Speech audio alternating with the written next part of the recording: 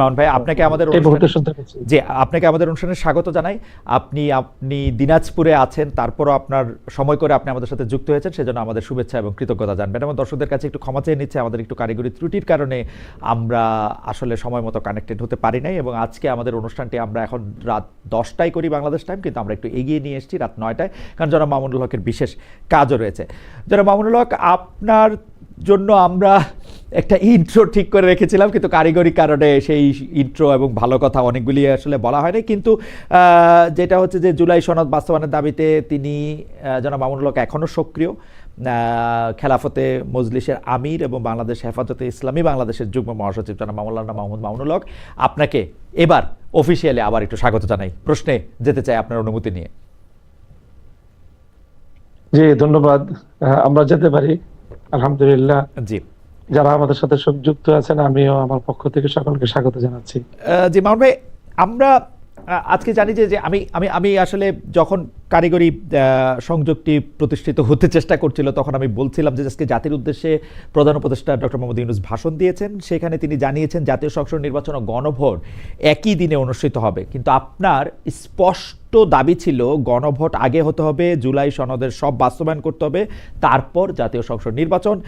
এখন সরকারের সিদ্ধান্ত জাতীয় নির্বাচনের দিনই হবে যে গণভোট, এটা নিয়ে আপনার প্রতিক্রিয়া কি জনাব মোহাম্মদ মামুনুল হক? যে ইতিমধ্যে আমি আমার এবং আমাদের দলীয় প্রাথমিক তাৎক্ষণিক প্রতিক্রিয়া আমরা ব্যক্ত করেছি। আমরা মনে করি যে জুলাই সনদের বাস্তবায়নের যে গণভোট, সেই গণভোটকে জাতীয় নির্বাচনের দিনে একই সাথে আয়োজনের ঘোষণা দিয়ে জাতিকে হতাশ করা হয়েছে, এবং আমরা মনে করি যে এতে গণভোটের যে তাৎপর্য, জুলাই সনদের যে গুরুত্ব, সেটা অর্জিত হবে না। জুলাই সনদের প্রতি মানুষের যে মনোযোগ হওয়ার কথা, চারটা প্রশ্ন রাখা হয়েছে, এই প্রশ্নগুলো সাধারণ মানুষের অনুধাবন করা, উপলব্ধি করা, তারপরে মনোযোগ সহ সেই বিষয়ে নিজের মতামত ব্যক্ত করা, এই বিষয়গুলো জাতীয় নির্বাচনের সাথে যখন প্রতীক এবং প্রার্থীদের তুমুল একটা প্রতিযোগিতার মধ্য দিয়ে নির্বাচন অনুষ্ঠিত হবে, সেই ডামাডোলে আমরা মনে করি গণভোটের মতো, বিশেষ করে জুলাই সনদ বাস্তবায়নের মতো রাষ্ট্রের অন্যতম আগামীর রূপরেখা নির্ধারক এমন একটি বিষয়ের গণভোট আয়োজন করার কোনোভাবেই যথাযথ পরিবেশ নিশ্চিত করা যাবে না। এখন গণভোট জুলাই সনদ নিয়ে আপনাদের যে আন্দোলন চলমান ছিল, সেটা কি থাকবে নাকি স্থগিত করবেন? আপনাদের সিদ্ধান্তটা কি এই মুহূর্তে? না, এখানে আমাদের অনেকগুলো বিষয় ছিল আন্দোলনের। তার মধ্যে অন্যতম একটা ছিল যে সরকারি আদেশের মাধ্যমে, রাষ্ট্রীয় আদেশের মাধ্যমে জুলাই সনদের প্রাথমিক যে আইনি ভিত্তি প্রদান। আমরা যদিও প্রত্যাশা করছিলাম যে সরকারি অন্য কোনো আদেশের মাধ্যমে হবে, এরপরে যেভাবে আদেশ হয়েছে আমরা সেটিকে স্বাগত জানাই, যে একটি সরকারি আদেশ জারি হয়েছে। সেই আদেশ জারির মাধ্যমে জুলাই সনদের প্রাথমিক আইনি ভিত্তি হয়ে গেল। এটির প্রথম বিষয়। দ্বিতীয় বিষয় হলো যে আমাদের যে গণভোট জাতীয় নির্বাচনের আগে পৃথকভাবে চাওয়ার যে মূল লক্ষ্য এবং উদ্দেশ্য, সেক্ষেত্রে অনেকগুলো বিষয় ছিল। সেই বিষয়গুলোকে, এর মধ্যে গুরুত্বপূর্ণ অনেকগুলো বিষয়কেই প্রশ্ন আকারে যে গণভোটের চারটি যে পয়েন্ট ওখানে নির্ধারণ করা হয়েছে, তার মধ্যে বেশ কিছু বিষয় রয়েছে। কাজেই সেই ক্ষেত্রে আমাদের আংশিক দাবি এখানে বাস্তবায়িত হচ্ছে, কিন্তু বড় দাবি যেটা ছিল যে গণভোটের যে গুরুত্ব, জুলাই সনদের যেই দাবি, সেই দাবির প্রেক্ষিতে যেভাবে গণভোট হওয়ার কথা, সেই গণভোটের তাৎপর্য হারানোর প্রেক্ষিতে আমরা এটাকে স্বাগত জানাতে পারছি না। আমরা যেহেতু এই বিষয়টা আরো পর্যালোচনার বিষয়, দলীয় ফোরাম এবং 8 দল আমরা যারা আন্দোলনে আছি, এই বিষয়গুলো আমাদের 8 দলীয় ফোরামেও আলোচনা হয়ে তারপরে আমরা পরবর্তী একটা পদক্ষেপ বা আমাদের পরবর্তী ঘোষণা আমরা জাতির সামনে দিব ইনশাআল্লাহ। তার মানে আন্দোলন চলবে কি চলবে না সেটা আপনারা মানে সিদ্ধান্ত নিয়ে তারপরে জাতির সামনে আপনারা পরে জানাবেন। এই মুহূর্তে আন্দোলন স্থগিত থাকবে না চলবে সেই ব্যাপারে আপনারা কোনো সিদ্ধান্ত নেন নাই? এই মুহূর্তে আমাদের যেই কর্মসূচি আগে থেকে ঘোষণা করা আছে হুম হুম। সেই কর্মসূচিগুলো পালিত হবে, এবং আগামী 16ই নভেম্বর আমরা একটি সম্মিলিত বৈঠকে ওকে। সিদ্ধান্ত রয়েছে। আমরা আশা করছি সেখান থেকে চূড়ান্ত সিদ্ধান্ত আসবে। আপনারা অনেক বছর ধরেই বলছেন যে ক্ষমতায় যেতে পারলে ইসলামী শারিয়া মোতাবেক রাষ্ট্র আপনারা চালাবেন। আপনাদের দলের নাম থেকে খেলাফতের বিষয়টি স্পষ্ট হওয়া যায়, তার জন্যই রাজনীতি করছেন। আমাদের একটা ছোট্ট প্রশ্ন আছে যে জুলাই সনদ বাস্তবায়নের দাবিতে যে আপনারা সোচ্চার, এই জুলাই সনদের দাবি মানে বাস্তবায়নের সঙ্গে এই কাঙ্ক্ষিত ইসলামী শারিয়া বা খেলাফত কায়েমের কোনো অগ্রগতি সাধিত হবে কিনা, এটা আপনারা এরকম মনে করছেন কিনা? মানে জুলাই সনদ ও শারিয়া ভিত্তিক শাসনের জি কোনো জি জি সম্পর্ক জি। রয়েছে কিনা? খেলাফতের যে ব্যবস্থা বা ইসলামী ব্যবস্থা, আমরা যেটা বিশ্বাস করি অ্যাজ এ মুসলিম, সেটা হলো যে আল্লাহ প্রদত্ত যে ব্যবস্থা, সেটাই মানব জাতির জন্য সবচেয়ে কল্যাণকর ব্যবস্থা। আদার্স অন্যান্য সেক্টরের মতো রাজনীতি, রাষ্ট্র ব্যবস্থা, শাসন ব্যবস্থার ক্ষেত্রেও ইসলামের চেয়ে উত্তম এবং সুন্দর কোনো ব্যবস্থা হতে পারে না। মানুষের সাম্য, মানবিক মর্যাদা, মানুষের মৌলিক অধিকার নিশ্চিত করার ক্ষেত্রে ইসলাম হলো সর্বশ্রেষ্ঠ ব্যবস্থাপনা এবং একমাত্র নির্ভুল ব্যবস্থাপনা। কাজে সেই ক্ষেত্রে ইসলামের যে বড় একটি মৌলিক চাহিদা, সেটি হলো মানব সমাজের মধ্যে সাম্য এবং ইনসাফ কায়েম হওয়া, বৈষম্য দূরীভূত হওয়া। তো আমরা মনে করি যে জুলাই সনদের রাষ্ট্রীয় ভিত্তি প্রতিষ্ঠার মাধ্যমে তো একটা বৈষম্য বিদরিত হওয়ার ক্ষেত্রে, ইনসাফ প্রতিষ্ঠার ক্ষেত্রে আমাদের এক ধাপ অগ্রগতি হবে।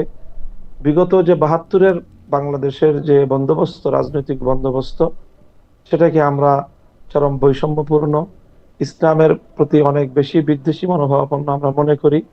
সেই জায়গাটা থেকে জুলাই সনদ অবশ্যই, যেহেতু এর মধ্যে অনেকটা ভারসাম্য আসবে, ইনসাফের, ন্যায়ের, ন্যায় এবং ইনসাফ মানেই হলো ইসলামের প্রতি এক ধাপ অগ্রগতি। ওকে।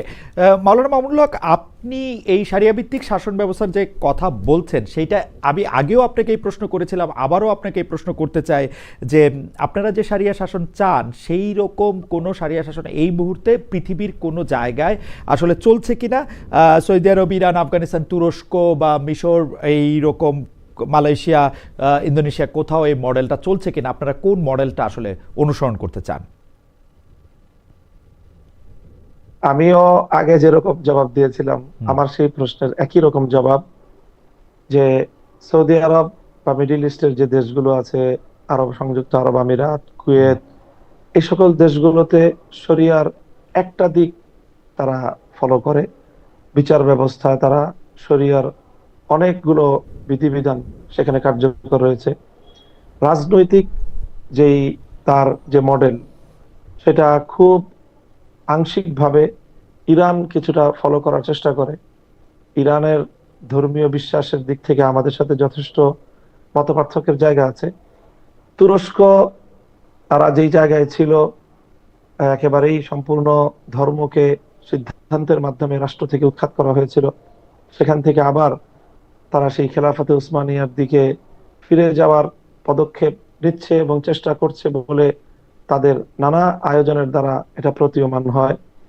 এই সব রাষ্ট্রের পাশাপাশি সাম্প্রতিক ইমারাতে ইসলামিয়া, আফগানিস্তান নতুন যে সংযুক্তি ইসলামী শরিয়া বাস্তবায়নের ক্ষেত্রে, তারাও যথেষ্ট উন্নতি এবং অগ্রগতি অর্জন করেছে, কিন্তু তারাও এখনো কাঙ্ক্ষিত সকল বিষয়ে পরিপূর্ণ, আহ, সকল বিষয়ে শতভাগ সাফল্য অর্জন করেছে এটা বলার সময় এখনো হয়নি। কাজেই সেই বিবেচনায় বর্তমানে প্রচলিত বা পৃথিবীর কোন রাষ্ট্রকেই আমি নিরঙ্কুশ ভাবে আমার মডেল অথবা আমার অনুসরণীয় দৃষ্টান্ত হিসেবে আমি উপস্থাপন করব না, বরং আমরা খেলাফতে রাশেদার যে শাসন ব্যবস্থা কোরআন সুন্নাহ এবং ইতিহাস থেকে আমরা পাই, সেটাই হলো আমাদের মডেল।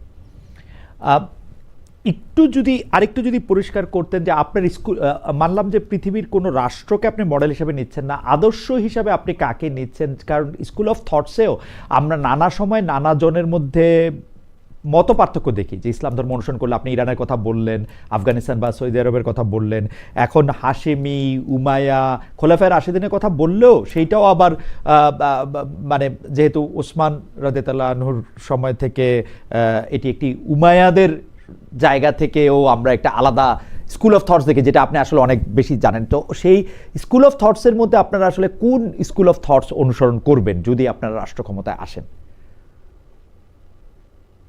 স্কুল অফ থটস বলতে আমাদের যে ফিকহের ক্ষেত্রে, হুম হুম মানে আমরা যে ফিকাহ মানি, ইসলামের ফিকাহ মানার ক্ষেত্রে স্কুল অফ থটস এর একটা পার্থক্য, সেটা শুধুমাত্র ইসলামী ফিকহের ক্ষেত্রে চারটা স্কুল অফ থটস আছে, এবং চারটার বাইরে হুম আরেকটা স্কুল অফ থটস বর্তমান সময়ে বিশ্বজুড়েই জনপ্রিয়তাও আছে। সেটি হলো যেটাকে সালাফি একটি স্কুল অফ থটস আমরা বলতে পারি। এই পাঁচটি স্কুল অফ থটস বর্তমানে পৃথিবীতে চলছে ফিকহের ক্ষেত্রে।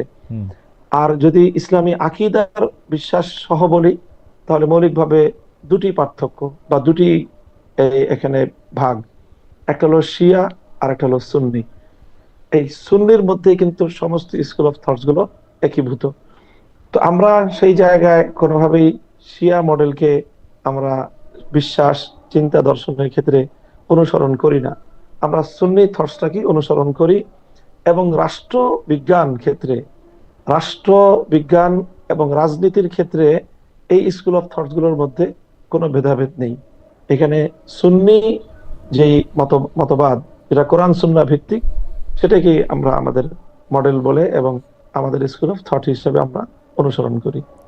কিন্তু মাওলানা মামুনুল হক, কতগুলি জিনিসের ক্ষেত্রে স্পষ্ট মানে মাযহাবগত একদম পার্থক্য রয়েছে, যেমন হানাফি মাযহাবের সাথে শাফি মাযহাবের আসলে শাস্তি, দণ্ড, বিধি এগুলি নিয়ে কিন্তু আসলে পার্থক্য রয়েছে, যেটা আপনি আবারও বলি মানে মালিকি বা হাম্বলির মানে হ্যাঁ পার্থক্য রয়েছে এই ক্ষেত্রে। আপনি হ্যাঁ, কি? এটা আমি বলি, জি এই জায়গাটা আমি বলছি জি যে সেক্ষেত্রে আমি যেটা বললাম যে শাসন ব্যবস্থার মধ্যে শুধুমাত্র বিচার ব্যবস্থায় হুম বিচারিক যেই বিষয়গুলো, আদালতের বিষয়গুলোতে মাযহাবগত কিছু মতভিন্নতা রয়েছে। হুম হুম এবং সেখানে পৃথিবীতে যেই শরিয়া আদালতগুলো বর্তমানে পরিচালিত হচ্ছে, পাকিস্তানের শরিয়া আদালতের এক ধরনের প্রচলন আছে। ইভেন আমাদের পার্শ্ববর্তী ভারতেও হুম যে আপনার ফ্যামিলি বা পারিবারিক আদালত হিসাবে যে আদালত আছে, সেই আদালতেও কিন্তু রাষ্ট্রীয়ভাবে সেটা সমর্থিত এবং রাষ্ট্রীয়ভাবে সেটা পরিচালিত। সেখানেও এক ধরনের স্কুল অফ থট অনুসরণের একটি বিষয় রয়েছে। তারপরে মিডিল ইস্টে যে শরিয়া আদালতগুলো আছে, হুম হুম সেগুলো একটা মাযহাবকে অনুসরণ করে। তুরস্কে তারা এক ধরনের মাযহাব অনুসরণ করে, হুম এবং আফগানিস্তানে তারা যে সম্পূর্ণ শরিয়া আদালত প্রতিষ্ঠা করেছে, তারা কিন্তু সেই শরিয়া আদালত সম্পূর্ণ হানাফি মাযহাব অনুযায়ী তারা পরিচালনা করে। হুম কাজেই এই শরিয়া আদালত পরিচালনার ক্ষেত্রে রাষ্ট্রের যে বিচার ব্যবস্থা থাকে, হুম সেই বিচার ব্যবস্থার এক ধরনের স্বাধীনতা আছে, যে কোরআন সুন্নাহর মূল যে আদর্শের উপর থেকে মাযহাবগত ব্যবধানের ক্ষেত্রে তারা শরীয়তের ফিকহের অন্যান্য মাসালার মধ্যে যেমন যে কোনো মাযহাব অনুসরণ করার মূলনীতি আছে, ঠিক সেই রকমই বিচারিক ক্ষেত্রে, আদালতের ক্ষেত্রেও যে কোনো একটি স্কুল অফ থট অনুসরণ করার মূলনীতি আছে। সেই মূলনীতিকে অনুসরণ করে আদালত সেটা অনুসরণ করতে পারে। আমি পরবর্তী আলাপে যাই, কারণ আপনার কাছে অনেক প্রশ্ন রয়েছে, কিন্তু আমরা আশা করব যেগুলি বিষয়ের মধ্যে থেকে মানুষের সরাসরি সম্পর্ক রয়েছে, যেমন নারী শিক্ষা, নারী কর্ম, অন্য ধর্মাবলম্বীদের প্রতি ব্যবহার, সেক্ষেত্রে যেহেতু মাযহাবগত পার্থক্য রয়েছে কোরআনের না, বিভিন্ন বিষয় আমি বলি খালেদ ভাই, একটু বলি। জি বলেন। আপনি যে এই তিনটা পয়েন্ট উল্লেখ করলেন, নারী শিক্ষা, জি নারী কর্ম এবং অন্য ধর্মাবলম্বীদের অধিকার, এই জায়গাগুলোতে মাযহাবের তেমন কোনো ব্যবধান নেই। আচ্ছা, আমার মনে হয় এগুলো সব মাযহাবী। যে আপনারা কোনটা অনুসরণ করবেন সেটা নিশ্চয়ই বলবেন, এবং অর্থনৈতিক অবস্থা, বিচারিক ব্যবস্থা, তারপরে হচ্ছে পাঠ্যক্রম, বৈদেশিক যে সম্পর্ক, সেসব ক্ষেত্রে আপনারা নিশ্চয়ই এগুলি পরিষ্কার করবেন, এবং আমরা কি সেগুলি আপনারা অবশ্যই, অবশ্যই। সেগুলি নিশ্চয়ই আপনারা স্পষ্টভাবে বলবেন যে এটার ক্ষেত্রে যখন আপনারা নির্বাচনের ক্ষেত্রে যাবেন। আমি পরবর্তী প্রসঙ্গে যাই।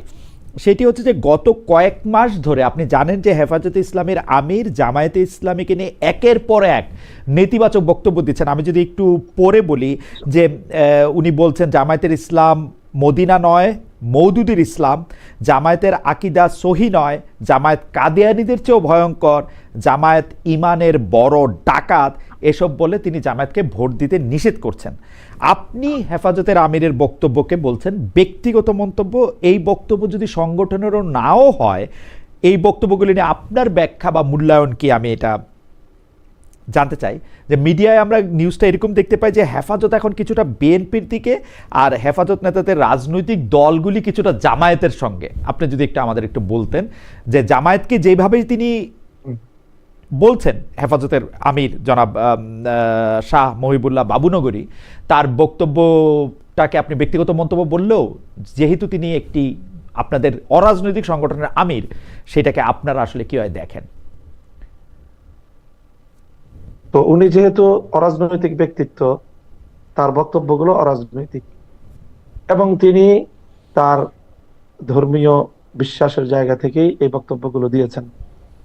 হ্যাঁ, বক্তব্যগুলোর মধ্যে কিছু বিষয় আছে যে বিষয়গুলো একটা উপমা, হ্যাঁ, একটা বিষয় হলো একটা এক্সাম্পল অথবা কোন একটা দৃষ্টান্ত বর্ণনা করা হয়। রূপক অর্থের একটা বিষয় আমরা জানি ব্যবহারিক ক্ষেত্রে আছে। যেমন আমি দৃষ্টান্ত হিসেবে একটা কথা বলি, যেমন আমাদের মধ্যে অনেক বড় একজন ইসলামিক স্কলার, এই বিগত শতাব্দীর, আল্লামা জাহেদ কাউসারি তার নাম। তার একটা খুব জনপ্রিয় একটা মন্তব্য আছে, সেটা হলো আল্লাহ মাযহাবিয়াতু কান্তারাতুল্লাহ দীনিয়া, যে মাযহাবকে অস্বীকার করা এটা ধর্মকে অস্বীকার করারই একটা সিঁড়ি। তো অথচ আমরা কিন্তু এটা বলি না, আমাদের দৃষ্টিভঙ্গিগতভাবে আমরা এটা বলি না যে যে মাযহাব মানে না সে দিন মানে না, এমনটা কিন্তু বলি না। কিন্তু ওনার এই কথাটা, এটা হলো একটা সুদূর প্রসারী রূপক অর্থের এবং পরবর্তী একটা পরিণাম বিবেচনায় তিনি এই কথাটি বলেন। ঠিক তদ্রূপ আমিরে হেফাজতের যে মন্তব্যটি আপনি কোট করলেন, সেটি মূলত ওনার নিজস্ব মন্তব্য না। এটা আমাদের উপমহাদেশের একজন খ্যাতিমান আলেমে দ্বীন এবং এই পাক ভারত উপমহাদেশের, ভারত এই স্বাধীনতা, ইংরেজ বিরোধী স্বাধীনতা আন্দোলনের অন্যতম রূপকার হুসাইন আহমদ মাদানী, যিনি ভারতের অত্যন্ত প্রভাবশালী দারুল উলুম দেওবন্দের বড় মাপের একজন শাইখুল হাদিস, তার এই মন্তব্য যে তিনি বলেছেন, যেটা যে মওদুদী সাহেবের যে ওনার যে দৃষ্টিভঙ্গি ইসলাম সংক্রান্ত বিষয়ে, সেই দৃষ্টিভঙ্গিগুলো যদি পরিপূর্ণভাবে প্রতিফলিত হয়, তাহলে তার যে ফলাফলটা দাঁড়াবে, সেই ফলাফলটা অনেক ভয়ঙ্কর। তো যেহেতু কাদিয়ানি ফিতনাটা এটা একটা সীমিত পরিসরের মধ্যেই এটা সীমাবদ্ধ, কিন্তু মওদুদী সাহেবের তার যে চিন্তাধারাগুলো, সেগুলো ব্যাপক মানুষের মধ্যে আলোড়ন সৃষ্টিকারী, ব্যাপক মানুষের মধ্যে এটা জনপ্রিয়তা লাভ করেছে। সেই বিবেচনায় উনি বলেছেন যে মওদুদী মত এই কাদিয়ানি মতবাদ তো একটা গণ্ডিবদ্ধ কিছু মানুষকে বিভ্রান্ত করছে, কিন্তু মাওলানা মওদুদী সাহেবের যেই চিন্তাধারাগুলো ধর্ম সংক্রান্ত, ইসলাম সংক্রান্ত, ইতিহাস সংক্রান্ত, সাহাবীদের সংক্রান্ত, নবীদের সংক্রান্ত, সেই বিশ্বাসগুলো, এটার যে পরিণাম, যদি কেউ শায়েখ আমার সেই একটা বিশ্বাসগুলিকে, শায়েখ আমার একটা প্রশ্ন আছে, সেটা একটু হচ্ছে কথাটা শেষ করে, একটু এই কথাটা শেষ, এক মিনিট ভাই, জি একটু। জি জি যে যদি কেউ এই বিশ্বাসগুলোকে ধারণ করে নেয়, তাহলে তার ফলাফল তার জীবনে অত্যন্ত ভয়াবহ ঘটতে পারে। ইতিমধ্যে বারবার কিন্তু জামাতে ইসলাম তারা এই কথা বলার চেষ্টা করে যে তারা সম্পূর্ণরূপেই মওদুদী সাহেবের সকল মতবাদকেই যে তারা অক্ষরে অক্ষরে বাস্তবায়ন করবে, এমন ঘটনা কিন্তু তাদের, ঘোষণা তাদের পক্ষ থেকে নেই। তো সেই জায়গা থেকে আমিরে হেফাজতের বক্তব্য হলো মূলত মওদুদী সাহেবের চিন্তাধারা ব্যক্তিগত, এবং তার সেই চিন্তাধারাগুলি অনুসরণ করলে, কেউ ধারণ করলে তার যে ভয়াবহ ফলাফল ঘটতে পারে, সেই বিষয়ে সতর্কবাণী। আর আমরা যেই জায়গা থেকে কাজ করতেছি, সেটা হলো আমরা মনে করি যে ইসলামী রাজনৈতিক দল হিসাবে আমাদের প্রধান ফোকাস পয়েন্ট হলো যারা রাষ্ট্র ব্যবস্থায় ইসলাম চায় আর যারা রাষ্ট্র ব্যবস্থায় ইসলাম চায় না, যখন ইসলামিক রাজনৈতিক সংগঠন হিসেবে আমার অবস্থান, যারা রাষ্ট্র ব্যবস্থায় ইসলাম চায় তাদের পক্ষে আমাকে অবস্থান নিতে হয়। কাজেই এই জন্য যিনি রাজনীতি করেন আর যিনি রাজনীতি করেন না, তার মূল ফোকাস পয়েন্ট একটা হয় না কখনোই। আহ, জি আপনি বলেন। আমার কাছে, আপনার কাছে আমার যে প্রশ্ন ছিল যে সেটা হচ্ছে যে আপনি বলছেন যে উনি একজনকে কোট করে বা উদ্ধৃত করে একটা কথা বলছেন, সেক্ষেত্রে আপনি একটা উদাহরণও দিলেন, কিন্তু আপনি কি এটাকে এরকমই মনে করেন কিনা, আপনি কি এই কোটটা দিতেন কিনা? জনাব আল্লামা বাবুনগরী যেটাকে বলছেন, কাদিয়ানীরা ইমানের যত ক্ষতি করতে পারেনি জামায়াতে এটা একজন, ইসলামী তার চেয়ে বেশি ক্ষতি করেছে। ইনি কাউকে কোট করছেন মানে তো তাকে আসলে এন্ডোর্স করছেন, তাই না? মানে এটা আরেকজনকে উদ্ধৃত করেও আমরা যখন একটা কথা হ্যাঁ বলি তার হ্যাঁ, বক্তব্যের সাথে আমি একমত হয়ে বলি। যার আপনি এই যার বক্তব্যের সাথে যার একমত না? কথাটা, জি, আপনি এই বক্তব্যের সাথে একমত না তাহলে? আমি এই বক্তব্যের সাথে একমত না, আমি কথা বলিনি। আচ্ছা। আমি সেই বক্তব্যের যে ব্যাখ্যা, হুম হুম সেই বক্তব্যের যে মূল উদ্দেশ্য, সেই উদ্দেশ্যটাকে আমি ব্যক্ত করলাম।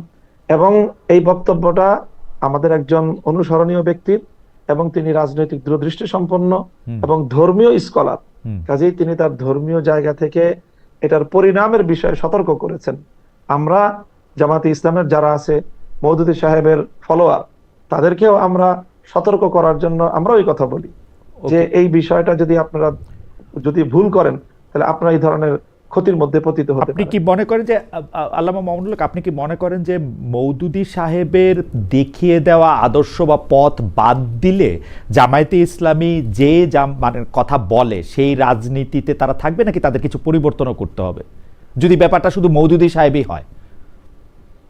হ্যাঁ, শুধু এখানে আমি জামাতে ইসলামের রাজনীতি সম্পর্কে আমার যে অবজারভেশন, হুম। সেটা হলো জামাতে ইসলাম অনেক ক্ষেত্রেই মওদুদী সাহেবের অনেক আদর্শকেই তারা অনুসরণ করে না। ওকে। যারা মওদুদী সাহেবের একনিষ্ঠ ভক্ত, তাদের পক্ষ থেকে জামাত ইসলামের ব্যাপারে এই ধরনের বড় ধরনের আপত্তিও আছে হুম যে মওদুদী সাহেবের বেশ কিছু গুরুত্বপূর্ণ ফিলোসফি, তার হুম বেশ কিছু দর্শন জামাত ইসলাম রাজনীতিতে অনুসরণ করছে না। যেরকম জামাত ইসলাম যেইভাবে হুম গণতান্ত্রিক ধারাকে প্রমোট করছে, এটা মওদুদী সাহেবের মূল তার যে বক্তব্য, তার যে আদর্শ, সেটা থেকে অনেকে হুম। মনে করেন যে জামাত ইসলামের বিচ্যুতি ঘটেছে। ওকে। কাজে সেই হিসাবে আমি বলতে চাই এই জায়গায় কিছুটা ব্যবধান আছে আর কি। আপনি যেহেতু গণতন্ত্রের প্রশ্নটা তুললেন, সেহেতু আমি একটু জানতে চেয়ে রাখি যে আপনি মানে বা খেলাফতে মজলিস গণতন্ত্র প্রশ্নটাকে কিভাবে ডিল করে। আসলে গণতন্ত্র বলতে আমরা যে মডেলটা দেখি, জামায়াতে ইসলামীও যে ধরনের গণতন্ত্রের কথা বলে, খেলাফতে মজলিসের ক্ষেত্রে গণতন্ত্রের প্রশ্নের উত্তরটা কি আসলে? খেলাফতে মজলিসের চোখে গণতন্ত্রটা কেমন? হ্যাঁ হ্যাঁ, আমরা আমরা আমরা গণতন্ত্রের আহ, মধ্যে তিনটা পার্ট করি। এই গণতন্ত্রের মধ্যে তিনটা পার্ট আছে। একটা পার্ট হলো বিশ্বাসের জায়গা, আর একটা পার্ট হলো অ্যাপ্লিকেশনের জায়গা। অ্যাপ্লিকেশনের জায়গার মধ্যেও আবার দুইটা পার্ট আছে। আমরা তো গণতন্ত্রের যে সবচেয়ে জনপ্রিয় ডেফিনিশন আব্রাহাম লিঙ্কনের দেয়া, government of the people, by the people, for the people, এটাই আমরা জানি। তো এই যে গভর্নমেন্ট অফ দ্য পিপল, এটা হলো বিশ্বাসের জায়গা গণতন্ত্রের। এই জায়গাটা ইসলামের সাথে শতভাগ সাংঘর্ষিক। ইসলাম কখনোই রাষ্ট্রের, জনগণের, কারোরই নিরঙ্কুশ সার্বভৌম ক্ষমতাকে স্বীকার করে না। ইসলামের লা ইলাহা ইল্লাল্লাহ যে ব্যক্তি বিশ্বাস করবে, ইসলামের সেই প্রথম কালেমার সাথেই গভর্নমেন্ট অফ দ্য পিপলের সরাসরি সংঘর্ষ। কাজে আমরা মনে করি না যে গভর্নমেন্ট অফ দ্য পিপল, জনগণের যেটা চাইবে, যা চাইবে সেটাই আইনে পরিণত হবে, বিষয়টা এমন নয়। বরং সমস্ত মানুষ মিললেও, তারা ঐক্যবদ্ধ হলেও, একমত হলেও আল্লাহর কোন আইনের বিপরীত তাদের কোনো আইন করার অথরিটি বা সেই অধিকার তাদের নেই। এই জায়গাটা গণতন্ত্রের সাথে সম্পূর্ণ আমরা ডিফার করি। ফর দ্য পিপল যেটা, এটা গণতন্ত্র যেটা বলে যে সরকার বা রাষ্ট্র জনগণের কল্যাণে কাজ করবে, এটার মধ্যে ইসলামের সাথে গণতন্ত্রের সাথে কোনোই ব্যবধান নাই, শতভাগ মিল আছে। বাই দ্য পিপলের যে জায়গা, সেটা ইসলামের একটা ভিন্ন ফর্মুলা আছে, গণতান্ত্রিক নির্বাচন ব্যবস্থার একটা ভিন্ন ফর্মুলা, সেটা শতভাগ ইসলামের সাথে মিলে না। তো আমরা শুধুমাত্র বাই দ্য পিপল, যে জনগণ, নির্বাচন যে পদ্ধতি গণতন্ত্রের, আমরা মন্দের ভালো হিসেবে গণতন্ত্রের নির্বাচন ব্যবস্থাটাকে আমরা অল্প সময়ের জন্য বা সাময়িক সময়ের জন্য বিকল্প ভালো কোনো ব্যবস্থা না থাকায় আমরা গণতান্ত্রিক নির্বাচন পদ্ধতিকে আমরা অনুসরণ বা সেটাকে আমরা প্রয়োগ করছি বা সেটাতে অংশগ্রহণ করছি, বিষয়টা এতটুকুই।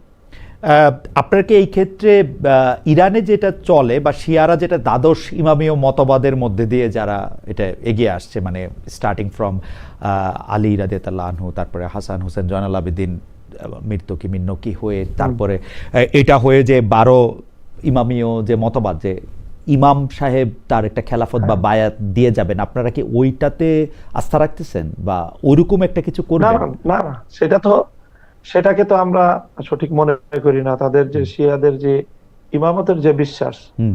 সেটা একদম আমাদের মৌলিক প্রিন্সিপালস গুলির সাথে সাংঘর্ষিক। সেটার সাথে আমাদের বিশ্বাস বা কর্মের কোনো সম্পর্ক নেই। তাহলে আপনারা কিভাবে করবেন এটা? আপনারা গণতন্ত্রকে মেনে নিচ্ছেন, মানে আপনারা গণতান্ত্রিকভাবে নির্বাচিত হয়ে খেলাফতের দিকে এগুলি কি মানে মডিফাই করব, মডিফাই আমরা মডিফাই করব, ধরা যাক, মানে নির্বাচন ব্যবস্থা সেটা মডিফাই করব। সেটা সেটা কিরকম হবে? ধরেন আপনি খলিফা নির্বাচিত হলেন, তাহলে আপনি কি বায়াতটা হ্যাঁ। দিয়ে যাবেন আরেকজন হ্যাঁ, খলিফাকে? সেটা না না না না না না, সেটা হবে কেন?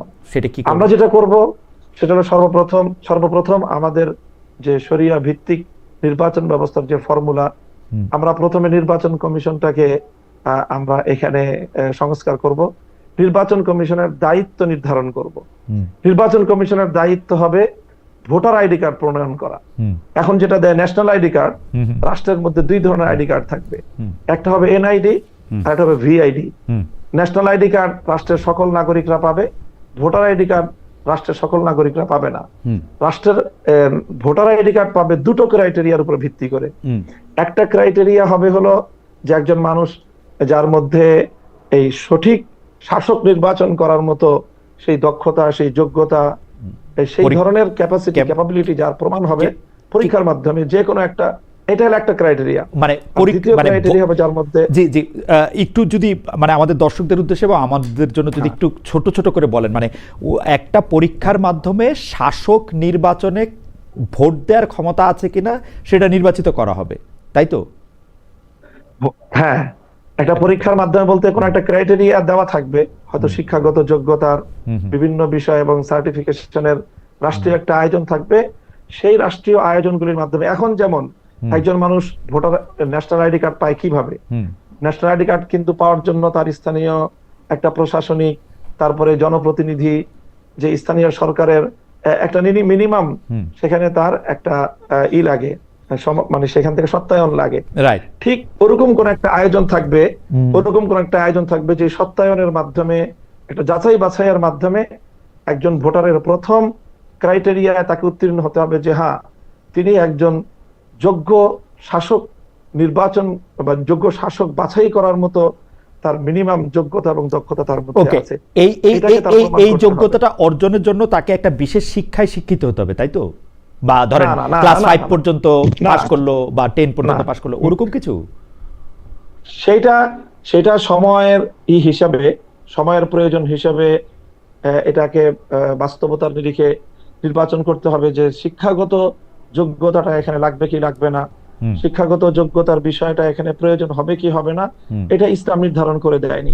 ইসলাম যেটাকে নির্ধারণ করেছে যে অবশ্যই ভোটারকে এই যোগ্যতা রাখতে হবে যে সে সঠিক শাসক নির্বাচন করার মতো যোগ্যতা তার থাকতে হবে। ওকে, সেই ক্ষেত্রে কি তাকে সবাইকে, মানে যারা ভোটার হবে তাদের সবাইকে মুসলমান হতে হবে, মানে ওরকম কোনো কিছু কি থাকবে? মানে না না, অমুসলিমরাও পারবে?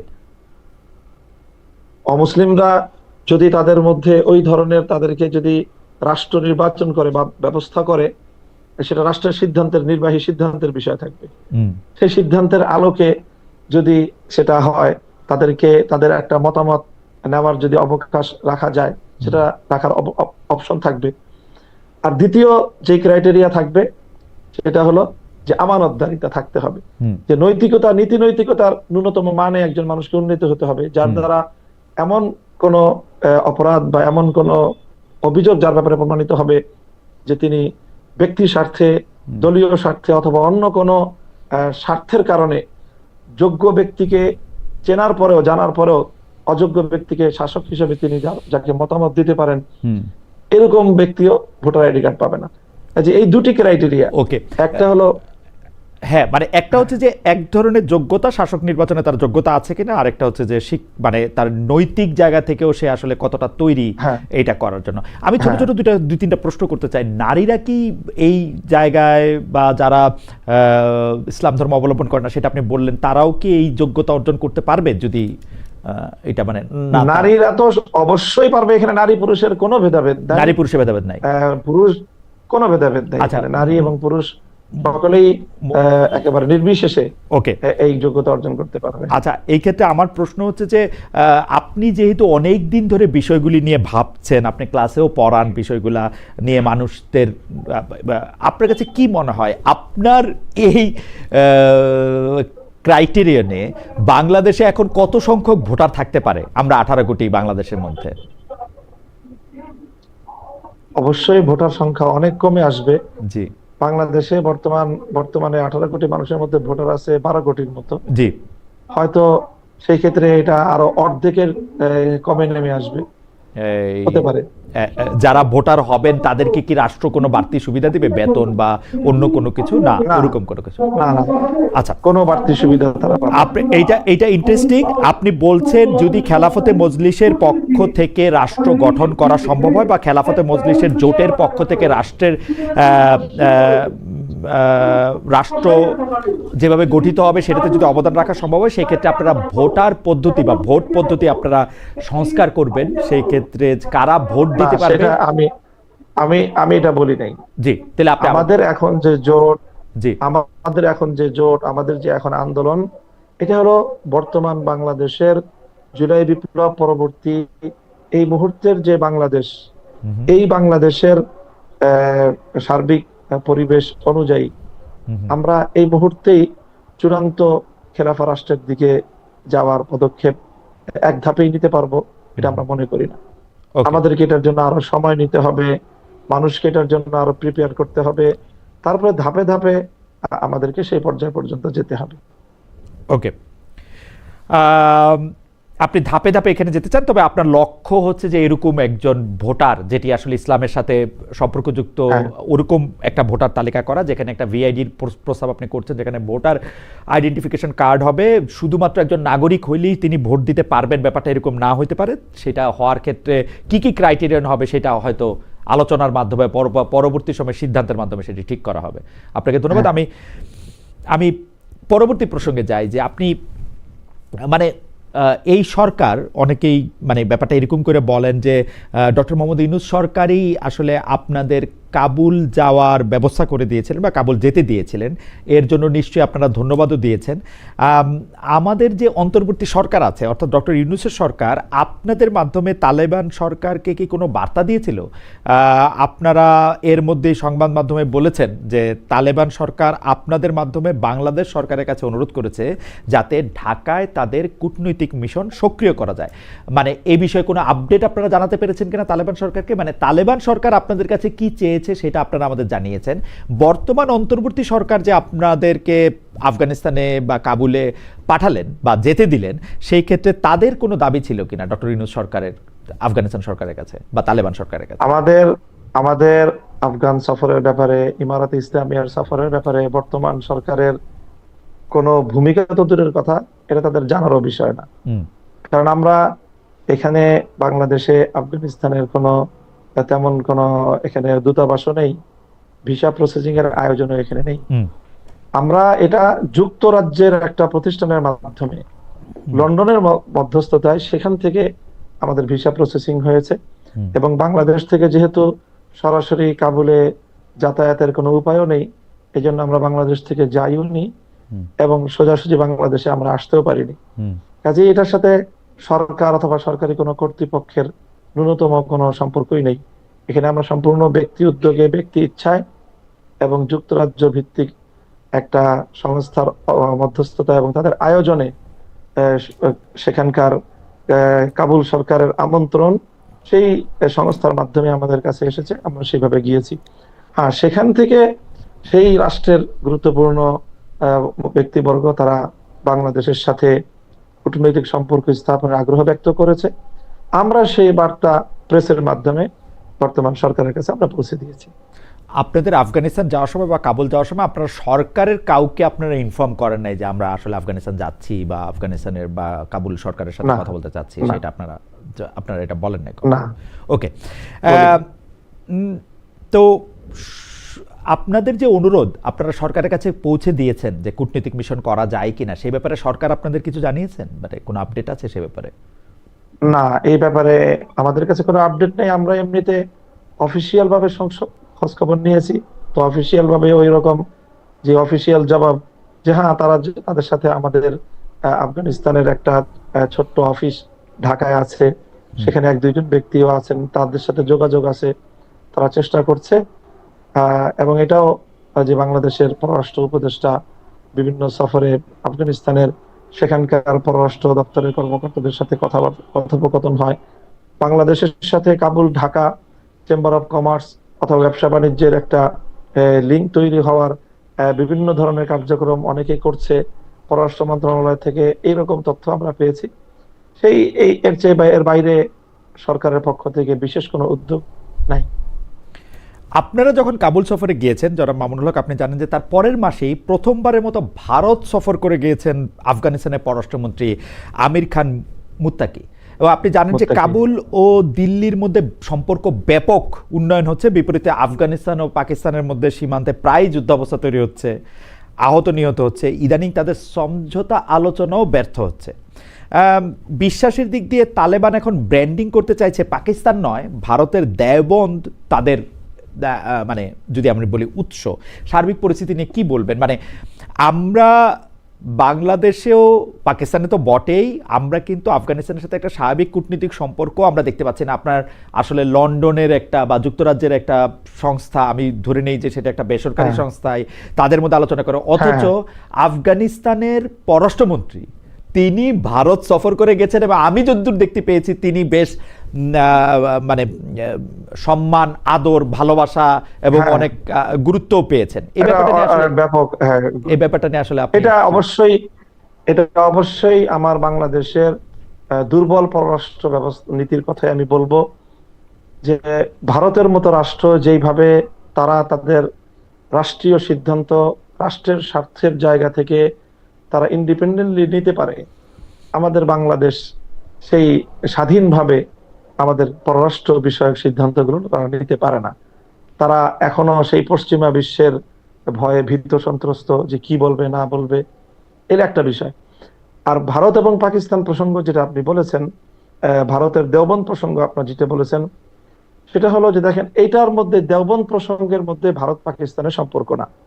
দেওবন্দ আমাদের ভারত, পাকিস্তান, বাংলাদেশ, আফগানিস্তান, এই টোটাল যে দক্ষিণ পূর্ব এশিয়া, এই এশিয়া মহাদেশ, এই এশিয়া দক্ষিণ পূর্ব এশিয়ার সাবকন্টিনেন্টালে আমাদের যে আমরা যে ধর্মের যে স্কুল অফ থট বা যেটাকে আমরা চর্চা করি আমাদের, সেটার মূল প্রাণ কেন্দ্র হলো দারুল উলুম দেওবন্দ বিগত 150 বছর ধরে। সেই জায়গা থেকে আমরা বাংলাদেশি যারা আছি কওমি মাদ্রাসার, আমরা আমাদের অপর পরিচয় হলো আমরা দেওবন্দি। ঠিক একইভাবে আফগানিস্তানে বর্তমানে যারা রাষ্ট্র পরিচালনা করছে ইমারত ইসলামিয়ার সরকার, এই টপ টু বটম পূর্ণটাই দেওবন্দি কওমি চিন্তার অধিকারী। এই জন্য তারা বলেছে যে তাদের প্রাণকেন্দ্র দেওবন্দ। পাকিস্তানের আলেম ওলামা যারা আছেন, পাকিস্তানের ধর্মীয় গোষ্ঠী আমাদের যারা আছেন, তাদেরও কিন্তু সকলের উৎস হলো দেওবন্দ। কাজে দেওবন্দকে যে মূল উৎস ধরা হয়, এটা শুধু আফগানিস্তানের জন্য না, সেটা পাকিস্তানের জন্য, আফগানিস্তানের জন্য, বাংলাদেশের জন্য এবং ভারতের জন্য। এটা একটা ভিন্ন বিষয়। বাকি পাকিস্তানের সাথে তাদের যে সীমান্ত বিরোধ, এইটা হলো তাদের একটা সীমান্তের জটিলতার একটা বিষয়, যেটা পাকিস্তানের যে সীমান্ত প্রদেশ, সেই সীমান্ত প্রদেশের মুসলমানদের, উপজাতীয়দের, তাদের যে একটা দীর্ঘদিনের যে আকাঙ্ক্ষা, দাবি ইসলামী রাষ্ট্রের প্রতিষ্ঠা এবং ইসলামী শাসন ব্যবস্থা কার্যকর করার, সেটা নিয়ে পাকিস্তান সরকার সাথে স্থানীয় সীমান্ত প্রদেশীয় যে তাহরিকে তালেবান পাকিস্তান টিটিপির সাথে একটা সংঘাতের বিষয়, সেটা নিয়ে আফগানিস্তান সরকারের সাথে পাকিস্তান সরকারের একটা দ্বিধাদ্বন্দ্ব বা কখনো উত্তেজনার সৃষ্টি হয়। এটা সীমান্ত উত্তেজনা বলবো আমি। আপনার কাছে এইটা নিয়ে একটু বিশ্লেষণ আমি জানতে চাই যে মোদী সরকার যেখানে ঘোষিতভাবে বা তার অবস্থানগত কারণে যারা মুসলমানদের জন্য ঠিক মানে বৈষম্যহীন সরকার না, আমি যদি সবচেয়ে ভদ্রভাবেও বলি, সেই মোদী সরকার তালেবান সরকারের সাথে ঘোষণা দিয়ে তালেবান সরকারের সাথে তার আলাদা মানে এক ধরনের মানে কি বলবো ভালোবাসা সম্মানের সম্পর্ক করতে চাইছে। এটা কারণ কি বলে মনে হয় তালেবানরা সেটাতে মানে তালেবান সরকার সেটাতে আবার সাড়াও দিচ্ছে। মানে একটা আফগানিস্তানে পররাষ্ট্রমন্ত্রীর সফর তো ছোট ঘটনা না আসলে, কারণ এই পৃথিবীর কয়টা দেশ আফগানিস্তানের পররাষ্ট্রমন্ত্রীকে হোস্ট করবে, এমনকি মুসলমান দেশগুলিও, সেটা কিন্তু আসলে হাতে গোনা। সেই ক্ষেত্রে ভারত এটি করছে। মানে মোদী সরকার এবং তালেবান সরকারের এই বন্ধনটাকে আপনি আসলে কিভাবে দেখেন? এটা হলো বর্তমানে এই পৃথিবীতে রাষ্ট্রীয় স্বার্থের বিষয় সম্পূর্ণ আমি মনে করি। আফগানিস্তান এখন এমন একটা জায়গায় অবস্থান করছে যে সেটা একটা বিকাশমান একটা রাষ্ট্র, এবং এই দক্ষিণ এশিয়ায় উদীয়মান একটা বড় ধরনের শক্তি উত্থান ঘটতে যাচ্ছে, অর্থনৈতিক শক্তি হিসেবেও তাদের উত্থান ঘটবে। তো এই জায়গায় আপনার ভারতের চিরপ্রতিদ্বন্দ্বী চীন কিন্তু আফগানিস্তানে নিজেকে এমন ভাবে তাদের সাথে সম্পৃক্ত করে ফেলেছে, আফগানিস্তানের বিশাল যে ভূখণ্ড 6.5 লক্ষ বর্গ কিলোমিটারের, বিপুল পরিমাণ সেখানে খনিজ সম্পদ, এবং নতুন একটা বিকাশমান একটা রাষ্ট্র হিসাবে সেখানে বিপুল অর্থনৈতিক ইনভলভমেন্টের যে সুযোগ, এই সুযোগটা একচেটিয়া চায়না নিচ্ছে। তো ভারত চায়নার প্রতিযোগিতায় ভারত দেখছে যে সে যদি তার সেই হিন্দুত্ববাদ দিয়ে পড়ে থাকে, সে চায়নার প্রতিযোগিতায় এতটাই পিছিয়ে পড়বে যে সে এখানে উপমহাদেশে তার নেতৃত্ব এবং তার অর্থনৈতিক স্বার্থ সে ধরে রাখতে পারবে না। আমি মনে করি এটা উপমহাদেশীয় আঞ্চলিক যে আধিপত্যের স্বার্থ, অর্থনৈতিক স্বার্থ এবং ভারত চায়নার যে দ্বৈরথ, সেই স্বার্থের ভিত্তিতেই ভারত এটা করেছে। আর তালেবান বা ইমারাত যেটা করেছে সেটা হলো তাদের এখন এই মুহূর্তের প্রয়োজন হলো পৃথিবীতে যে কোনো রাষ্ট্রের সাথে তাদের যে একটা স্বাভাবিক যে তাদের কূটনৈতিক এবং বাণিজ্যিক সম্পর্ক, সেটা ভারত, আমেরিকা, রাশিয়া, চায়না যেই তাকে তাদেরকে অ্যাক্সেস দিবে তার সাথেই তারা অগ্রসর হয়ে গিয়ে এই বন্ধুত্বের হাত তারা বাড়িয়ে দিবে। তাদের পলিসি। যারা মামুনুল হক, এখন যদি এরকম হয় যে মোদী সরকার মানে আফগানিস্তানের থেকে তো অর্থনৈতিকভাবে বাংলাদেশের সাথে সম্পর্ক উন্নয়ন বা বাংলাদেশের সাথে স্বাভাবিক বাণিজ্যের যে বিগ ব্রাদার রোলটা ভারত এতদিন প্লে করে আসছে, সেটা তো ভারতের জন্য খুব গুরুত্বপূর্ণ। এখন ভারত যদি চায় যে এই অঞ্চলে আপনি যেটা চায়নার কথা বললেন ব্যালেন্সটা আনার জন্য, ভারত যদি চায় জামাতে ইসলাম এবং হেফাজতে ইসলামের সমন্বয়ে বা খেলাফতে মজলিসের নেতৃত্বে বাংলাদেশেও একটা সরকার আসুক যেটা তালেবান সরকারের মতো, তো সেই ক্ষেত্রে কি আপনারা ভারতের এই প্রস্তাব বা ভারতের এই সাহায্য লুফে নেবেন? অনেকে আবার বলতেছে যে ভারত এরকম চাচ্ছে এরকম একটা সরকার বাংলাদেশে হোক। আপনার কাছে কি মনে হয় যে যদি আমরা স্বাভাবিকভাবেই, ভারত আমাদের সবচেয়ে ঘনিষ্ঠ প্রতিবেশী রাষ্ট্র, বাংলাদেশের অলমোস্ট 80 থেকে 90% এলাকাই ভারতের সাথে সীমান্ত লাগোয়া, আমরা কখনোই ভারতের সাথে বৈরিতা চাইতে পারি না। তো ভারত যদি আমাদের সাথে বিগ ব্রাদার স্বরূপ আচরণ পরিহার করে, আমাদের উপর এই আগ্রাসনী মনোভাব যদি তারা পরিহার করে, বন্ধুত্ব সুলভ আচরণ যদি তারা সাম্যের ভিত্তিতে গড়ে তুলতে চায়, এবং সেটা আমি মনে করি অবশ্যই ইসলাম যেহেতু সর্বক্ষেত্রেই ভারসাম্যপূর্ণ, ইসলামী ব্যবস্থা যেহেতু সবচেয়ে বেশি সাম্যের ইনসাফপূর্ণ, এই জন্য ভারত যদি এটা রিয়েলাইজ করে যে আসলে বাংলাদেশে ইসলামী শাসন ব্যবস্থা প্রতিষ্ঠা হলে বাংলাদেশের সাথে তাদের ন্যায় ভিত্তিক সম্পর্ক প্রতিষ্ঠার ক্ষেত্রে সহায়ক হবে, সেটা যদি তারা এই শুভবুদ্ধি যদি তাদের মধ্যে হয়, আমরা তাদেরকে ওয়েলকাম জানাবো।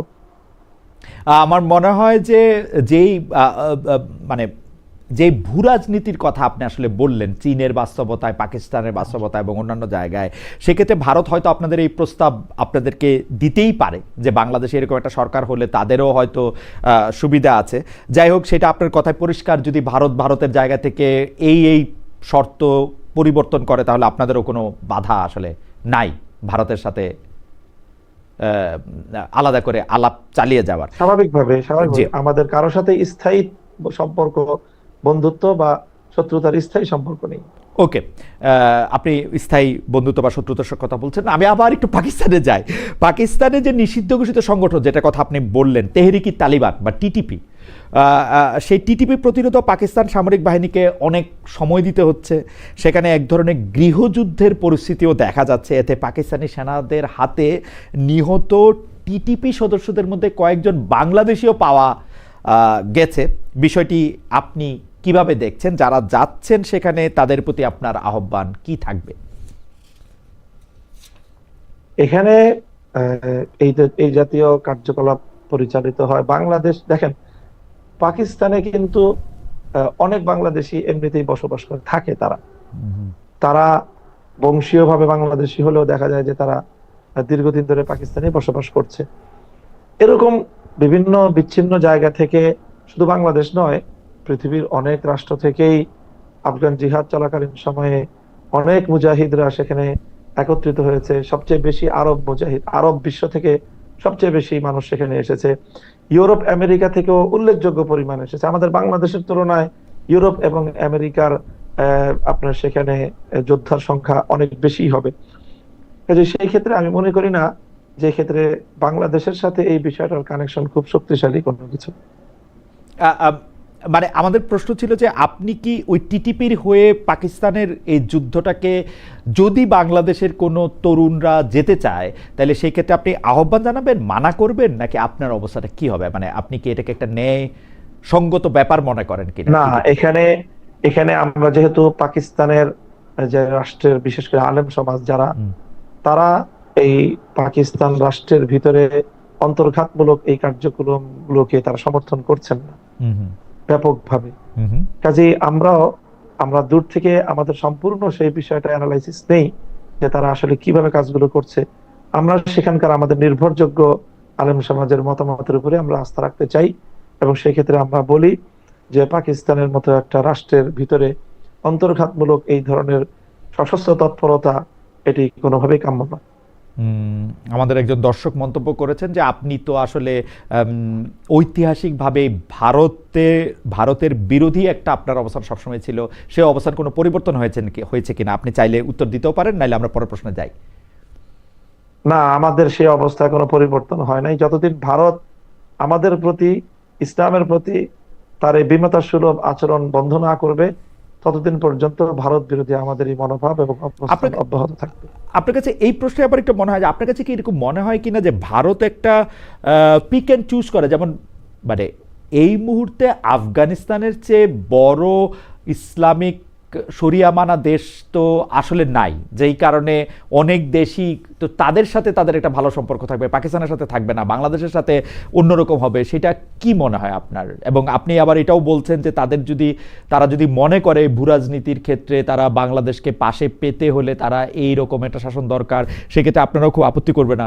এটা ভারতের এই অবস্থানটাকে আপনি আসলে কিভাবে দেখেন, যে মানে at the end of the day ভারতের জন্য কি শুধু আসলে রাজনীতিটাই মুখ্য, এসব হিন্দু মুসলমান এগুলি আসলে কোনো বড় ব্যাপার না? হ্যাঁ, হ্যাঁ, আমি এটাই মনে করি যে মোদির রাজনীতিও এটাই। সেই হিন্দুত্ববাদকে উস্কে দিয়ে যে কংগ্রেসের ভারতে যে একটি ঐতিহ্যবাহী একটি শান্তিপ্রিয় এবং কি বলে অংশগ্রহণমূলক যে রাজনীতি, সেটার বিপরীতে হিন্দুত্ববাদকে উস্কে দিয়ে এই বিজেপির যে উত্থান, তারা তাদের ইন্টারনাল ভারতে তারা সেই রাজনীতিটা করে, এক্সটার্নাল তাদের যে পলিসি এটা সম্পূর্ণ ভিন্ন। ওকে, সেখানে তারা ওই বিবেচনা তারা করছেন। স্পষ্ট আপনার কথা। কাবুল থেকে ফিরে এসে আপনি প্রথম আলোতে একটি সাক্ষাৎকার দিয়েছিলেন, সেখানে আপনি বলেছেন যে তালেবান সরকার যে নারী শিক্ষার পথ রুদ্ধ করে রেখেছে সেটা আপনার পছন্দ হয়নি। আপনি নারী শিক্ষা, নারীদের কেরিয়ার, চাকরি বাকরি, ব্যবসা বাণিজ্য এসব নিয়ে আপনার দলের ইশতেহার বা অবস্থানটা আমাদের জানাবেন কিনা? বাংলাদেশ জামায়াত ইসলামের আমির সম্প্রতি নারীরা কম কাজ করার ক্ষেত্রে মানে নারীদের 5 ঘন্টা কাজ করলে পারিশ্রমিক পুরো দেওয়া হবে এটি বলেছেন। এই বক্তব্য নিয়ে আসলে কি বলবেন? যে মনে হচ্ছে জামাতে ইসলামী একটা অবস্থান নিচ্ছে যাতে নারীরা কম কাজ করে তুলনা, কারণ 5 ঘন্টা কাজ করলে তো আসলে কারো পক্ষেই, কোনো কোম্পানির পক্ষেই আসলে তাকে নেওয়া খুব লাভজনক হবে না। আপনার অবস্থানটা কি যদি আমরা একটু বলতেন? হ্যাঁ, এখানে এখানে বক্তব্যের দুটো দিক আছে। এ, এই 5 ঘন্টায় তাদেরকে পূর্ণ বেতন দেওয়ার যে বিষয়, এ, এখানে নারীর জন্য লাভবান হওয়ার আবার ক্ষতিগ্রস্ত হওয়ার দুটি কিন্তু দিক আপনার বক্তব্যেই চলে আসলো এবং আছে হুম, বিষয়টা, এবং এটা রিয়েল।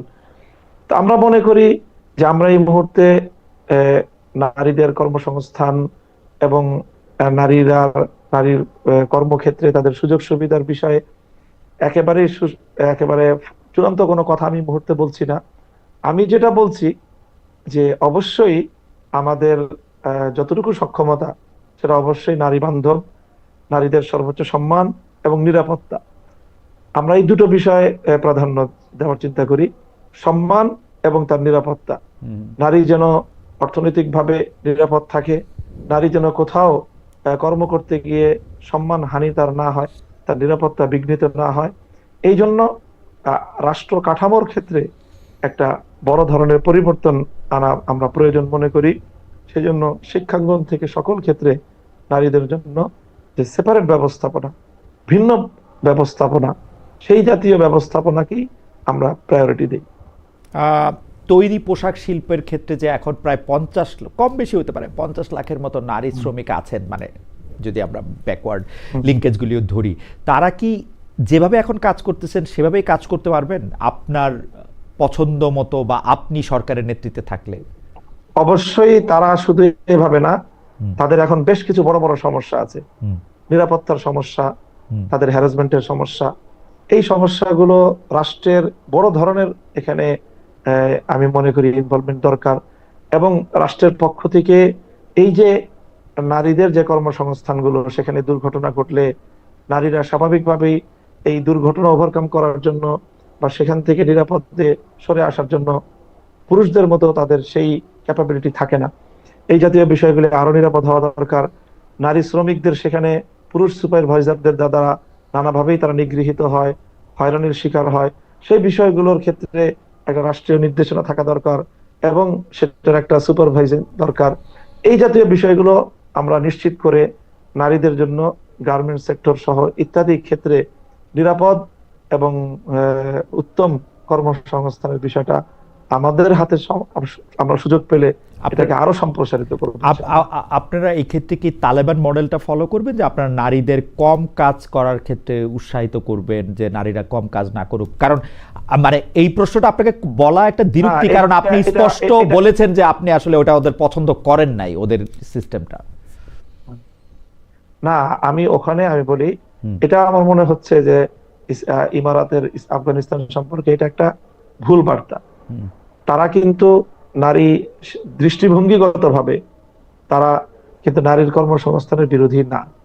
তারা হলো সৌদি বা আরব বিশ্বের যে মডেলটা আছে এই ক্ষেত্রে হুম, তারা সেটা ফলো করতে চাচ্ছে, যে আরব বিশ্বে কিন্তু ব্যাপকভাবে নারী শিক্ষার আয়োজন আছে এবং উন্নত আয়োজন, ব্যবস্থাপনা, সব সুন্দর ব্যবস্থাপনার মাধ্যমেই তারা সেটা করতে চাচ্ছে।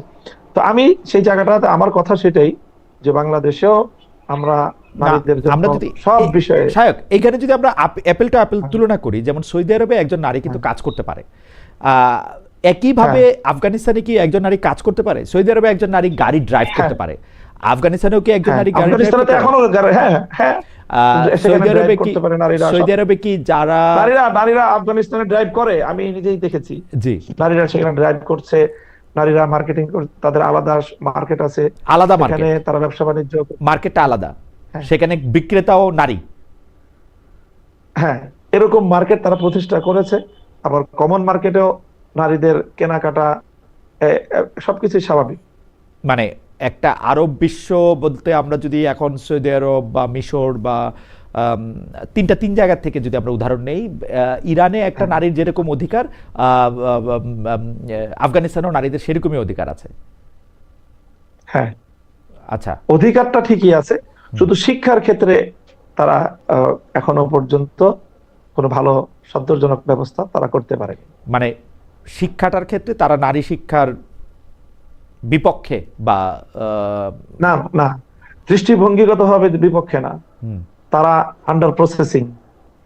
তারা নারীদের জন্য যেই ধরনের শিক্ষা ব্যবস্থা, শিক্ষার আয়োজন তারা নারীদের চায় জন্য মানে কি সেটা তাদের- আলাদা শিক্ষা ব্যবস্থা, ধরেন মানে পুরুষ আর হ্যাঁ, নারীর শিক্ষা ব্যবস্থা হ্যাঁ, আলাদা, হ্যাঁ, মানে আলাদা। মানে কাঠামোগতভাবেও আলাদা, আবার বিষয়বস্তুগত ক্ষেত্রেও আলাদা, যেমন নারীরা আসলে না, বিষয়বস্তুগত ভাবে আলাদা না, মানে নারীরা কাঠামোগত আলাদা। শুধু কাঠামোগত আলাদা। শিক্ষা প্রতিষ্ঠান থাকবে, সবকিছু পড়াশোনা করবে নারীরা। ওকে, কিন্তু সেটা এখনো এটাই তারা তাদের কাছ থেকে আমরা সেটা এখনো তারা শুরু করেনি। হ্যাঁ, ওটা ওটা শুরু তারা বাস্তবায়ন করতে পারেনি। ওকে, সরকারি প্রাথমিক স্কুলে সঙ্গীত ও শারীরিক শিক্ষা বিষয়ে শিক্ষক নিয়োগের সিদ্ধান্ত নেয়ার পরে আবার বলা যায় আপনাদের আপত্তি, আপনাদের হুঁশিয়ারের মুখে সরকার এই নিয়োগ উদ্যোগ বাতিল করেছে। এখন সঙ্গীত চর্চা, সঙ্গীত শিক্ষা নিয়ে কিন্তু আসলে ইসলামের স্কুলগুলিতে আমরা আমরা তো আর এত ইসলাম জানি না, আপনাদের মুখেই শুনি যে এক একজন এক এক রকম কথা বলছেন। আপনাদের নেতিবাচক অবস্থানের কারণ কি? আপনারা ক্ষমতায় গেলে সঙ্গীত চর্চা, সঙ্গীতের অনুষ্ঠান নিয়ে আপনাদের অবস্থান কি হবে? কেন আমি এই কথা বলছি? কারণ আমি কিন্তু সৌদি আরবে কনসার্ট হতে দেখছি, আরব বিভিন্ন শিল্পীদের দুনিয়া মাতাতে দেখছি। আমি কিন্তু দেখছি যে অনেকে আবার এই কথাও বলছেন, মানে কোরআন হাদিস উদ্ধৃত করেই বলছেন যে আসলে সঙ্গীতের সাথে সরাসরি ইসলামের বিরোধ নাই, অশ্লীলতার সাথে আসে, সেটা সঙ্গীতের সাথে এই বিরোধটা না। আপনি একটু আমাদের বলবেন যে আসলে সঙ্গীত এবং শারীরিক শিক্ষা বিষয়ে ইসলামের বিরোধের জায়গা। হ্যাঁ, জি, হ্যাঁ, হ্যাঁ। শারীরিক শিক্ষা বিষয়ে, শিক্ষক নিয়োগের বিষয়ে আমাদের এখানে কোনো কনসার্ন নাই, আমাদের কোনো দ্বিমতের কোনো জায়গা নেই। শারীরিক শিক্ষা, যেটা পিটি করানো এই জাতীয়, এটা তো আমরা কোনোভাবেই এটার বিপক্ষে না। সঙ্গীতের যে বিষয়টা আপনি বললেন, সেখানে ইসলামের সঙ্গীতের জায়গায় দুইটা জিনিসের সাথে ইসলামের মতের ডিফার করে ইসলাম। একটা হলো যেটা আপনি বললেন যে অশ্লীলতা, আর একটা হলো যে সঙ্গীত বহির্ভূত যে বাইরের বাদ্যযন্ত্র, সেই বাদ্যযন্ত্রের ব্যবহারের ইসলামের আপত্তি আছে। সীমিত এক দুইটা বাদ্যযন্ত্রের বাইরে অন্যান্য বাদ্যযন্ত্রগুলোকে ইসলাম এলাও করে না। এছাড়া ওই সেই বাদ্যযন্ত্রগুলো বাদে যদি শুধু গান হয়, সেই গান যেটা আমরাও গাই, আমাদের ছেলেরাও গায়, ব্যাপক আমাদের অনেক শিল্পী গোষ্ঠী আছে তারা গাচ্ছে, সেটার সাথে আমাদের তো মত পার্থক্যের কোনো জায়গা নেই। তার মানে আপনারা সঙ্গীত শিক্ষকের নিয়োগের ক্ষেত্রে স্কুলে, প্রাথমিক স্কুলের সঙ্গীত শিক্ষকের নিয়োগের ক্ষেত্রে আপনারা যে আপত্তিটা সেটা জানিয়েছেন, আমরা বিরোধিতা করেছি অন্য কারণে। কি? সেটা আপত্তির যা কারণের জায়গা হলো যে সেখানে দেখা যাবে যে নাচ গান সহ একটা ব্যাপক আয়োজনের যে ব্যবস্থাপনা, আমরা মনে করি যে বাংলাদেশের মতো এই ধরনের একটা প্রাথমিক শিক্ষাঙ্গনে এই নাচ গান সহ নানা রকমের যে অনইসলামিক সংস্কৃতি চর্চার একটা আখড়া হবে সেটা, এবং শিশুকাল থেকেই আমাদের বাচ্চাদেরকে অনইসলামিক সংস্কৃতির দিকে জোরপূর্বক তাদেরকে সেদিকে ঠেলে দেওয়া হবে। এই অধিকার রাষ্ট্রের নাই যে একটা বাচ্চাকে অনইসলামিক সংস্কৃতির দিকে তাকে ঠেলে দিবে।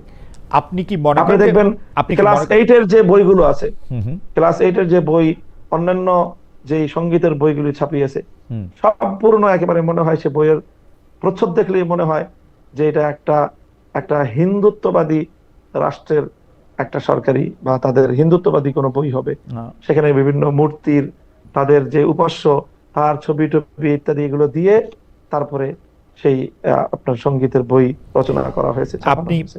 আপনি কি মনে করেন আমরা যে সেই জায়গাটা থেকে আমাদের কনসার্ন। আপনি মনে করেন যে বাংলাদেশে ইসলামী সংস্কৃতি বা যেই সংস্কৃতি ইসলাম আসলে পারমিট করে না, বা আপনার মনে করেন যে ইসলামের সংস্কৃতিও তো নানা ধরনের নানা ব্যাখ্যা আছে, সেই সংস্কৃতি বাংলাদেশে থাকতে পারবে না, ওরকম আপনি মনে করেন?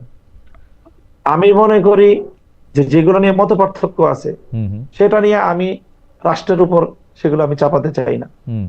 আমার আমার সাথে হয়তো যারা সুন্নি বা যারা আমরা মনে করি, আমরা আমাদেরকে যারা দেওবন্দি বলে, সুন্নি আছে, আহলে হাদিস আছে, বিভিন্ন স্কুল অফ থট আমরা ফলো করি, সম্মিলিত সকলের ঐক্যমতের যে জায়গাগুলো আছে সেই জায়গাগুলো বাংলাদেশে মুসলিমের সভ্যতার উপর, মুসলিম ঐতিহ্যের উপর সম্মিলিত এবং ঐক্যমতের কোন ঐতিহ্যের উপর আঘাত এটা করতে দেওয়া যাবে না।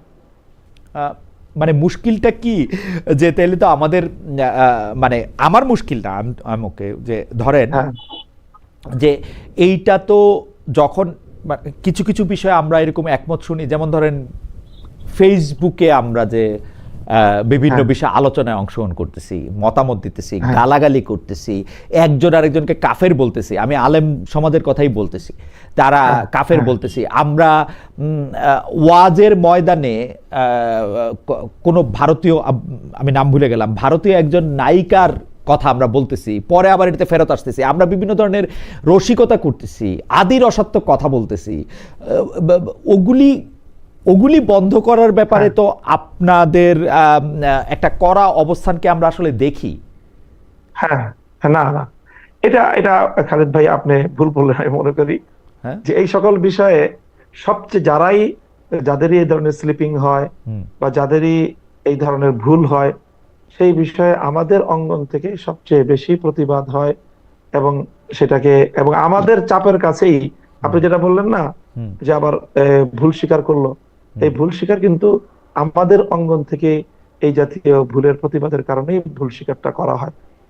আচ্ছা, মানে আমি মনে করি কিন্তু না আপনাদের সেই প্রতিবাদটা আমরা আসলে খুব প্রকাশ্যে দেখি না, কারণ আমরা দেখি কি, যে ধরেন একজন বক্তা তিনি এত এত এত এত নিষ্ঠুরভাবে, এত মানে আরেকটা গোষ্ঠীকে এমনভাবে আক্রমণ করতেছেন যে আসলে ধরা যাক, আপনি এগুলো আসলে খুব ভালো করেই জানেন, যে ধরেন যে 12ই রবিউল আউয়াল আসলে পালন করা হবে কি হবে না, মিলাদুন নবী থাকবে কি থাকবে না, এগুলি ক্ষেত্রে তো একটা গোষ্ঠীগত জায়গা থেকে আরেকটা গোষ্ঠীকে এমনভাবে আক্রমণ করা হয় যে মানে আমাদের আসলে মানে প্রথমেই বলে নেওয়া হয় যে উমুক হচ্ছে কাফের, এবং উনিও একজন আলেম। এখন আমরা কোন দিকে যাব আসলে?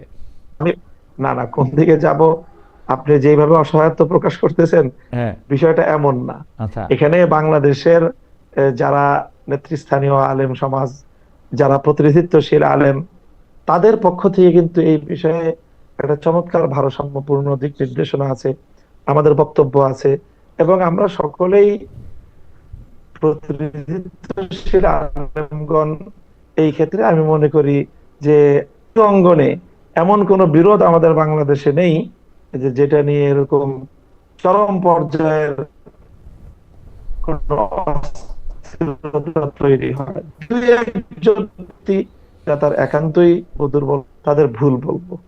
আচ্ছা, আমি একটা বিষয়ে শুধু আপনার একটু দিক নির্দেশনা চাই শিক্ষক হিসেবে, সেটা হচ্ছে যে আপনি কি মনে করেন যে একটা ইসলামী জলসায় আরেকটা ধর্মকে আক্রমণ করে বা ওই ধর্মের বিভিন্ন সাংস্কৃতিক চর্চাকে আক্রমণ করে কথা বলা কি উচিত আসলে, বা এটা কি ঠিক আছে?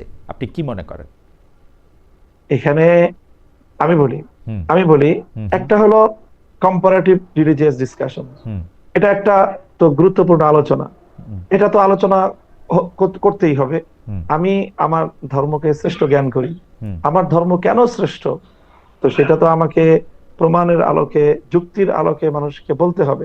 হ্যাঁ, সেটা বলতে গিয়ে অবশ্যই ইসলামের যে নির্দেশনা আছে সেক্ষেত্রে অন্যদের সম্মানের প্রতি লক্ষ্য রাখা, অন্য ধর্মের বিরুদ্ধে কটাক্ষ না করা, সেই মূলনীতিগুলো তো আমাকে অবশ্যই অনুসরণ করতে হবে। সেটা যদি কেউ অনুসরণ না করে, তাহলে তো সে ইসলামের নির্দেশনায় সে অনুসরণ করলো না, তার বক্তব্য ইসলামী হলো কিভাবে? সাহেব, কম্পারেটিভ রিলিজিয়াস ডিসকাশনের কথা আপনি বলতেছেন, আপনি যখন ওয়াজের মাঠে 2 লাখ মানুষের সামনে কথা বলেন, আপনার মনে কি কখনো এই সন্দেহ হয় যে এদের কেউ কেউ আসলে ইসলাম ধর্মের চেয়ে অন্য ধর্মের প্রতি বেশি ঝুঁকে যাচ্ছে, সেই জন্য আপনার কম্পারেটিভ রিলিজিয়ানটা আনতে হবে আমার ধর্মটাকে সর্বশ্রেষ্ঠ করার জন্য, বলার জন্য? না, আমার ধর্মের অনেক বিধান আছে, যেই বিধানের শ্রেষ্ঠত্বের ব্যাপারে এখানে অধিকাংশ অনেক মানুষেরই তাদের ধারণা নেই, যার কারণে তারা ধর্মের অনেক আসপেক্টকে তারা ঠিক সেইভাবে ধারণ করে না।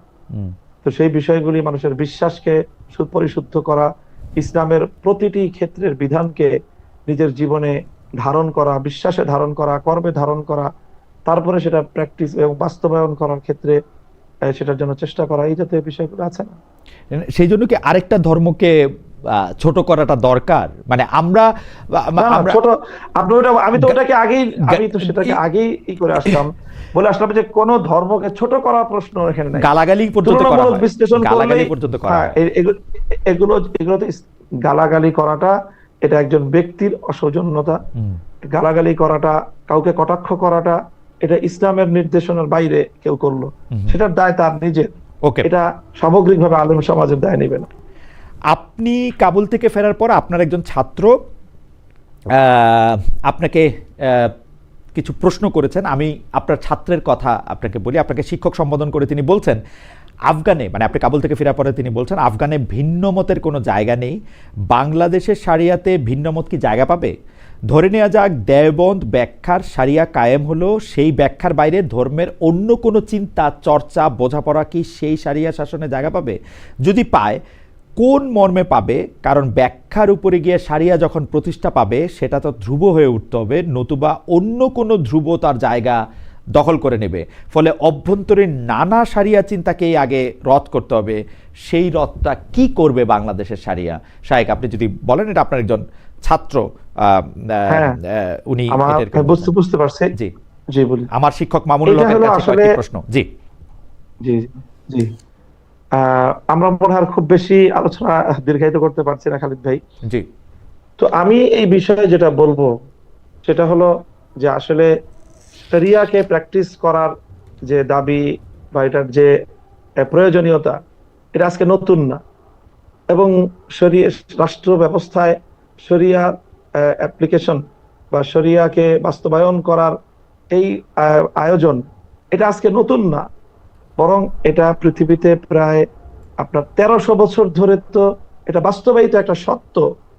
তো তখন ইসলামী শরিয়া কিভাবে অ্যাপ্লিকেশন হয়েছে সেটার কি কোনো মডেল বা তার ইতিহাস আমরা জানি না।